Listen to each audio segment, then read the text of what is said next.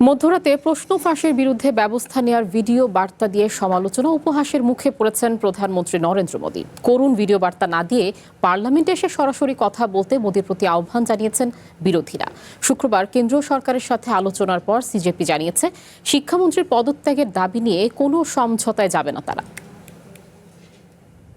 তেতে ওঠা সিজেপির আন্দোলন নিয়ে গভীর রাতে ভিডিও বার্তা দিয়েছেন ভারতের প্রধানমন্ত্রী নরেন্দ্র মোদী। বৃহস্পতিবার দিবাগত রাত 12:30টার দিকে দেয়া বার্তায় প্রশ্ন ফাঁসকারীদের বিরুদ্ধে আরও কঠোর পদক্ষেপের প্রতিশ্রুতি দেন তিনি।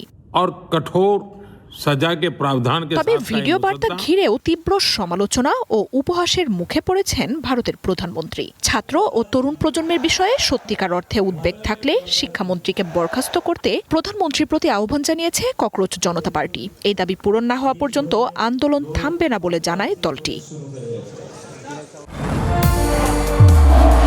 নির্মাণে নাম্বার 1 শাহ সিমেন্ট।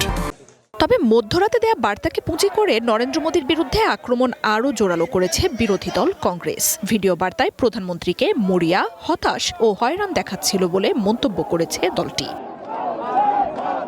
প্রশ্ন ফাঁস নিয়ে শেষ পর্যন্ত নীরবতা ভাঙলেও ছাত্র ও তরুণদের আন্দোলন ও তাতে পুলিশের বর্বরতা নিয়ে কিছু না বলায় বিজেপি নেতার তীব্র সমালোচনা করেছেন কংগ্রেস সভাপতি মল্লিকার্জুন খাড়গে।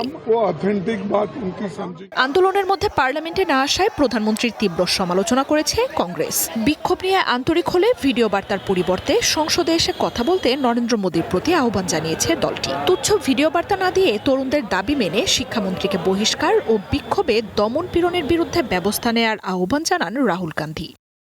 এদিকে সংসদেও বিজেপি সরকারের উপর চাপ বজায় রেখেছেন বিরোধীরা। শুক্রবার পার্লামেন্টের সামনে বিক্ষোভ করেন তারা। সংসদের ভেতরেও প্রশ্ন ফাঁস নিয়ে কথা তোলে বিরোধী দল কংগ্রেস। তবে বক্তব্যের মধ্যেই স্পিকার অধিবেশন মুলতবি করে বেরিয়ে যাওয়ায় তীব্র ক্ষোভ জানান তারা।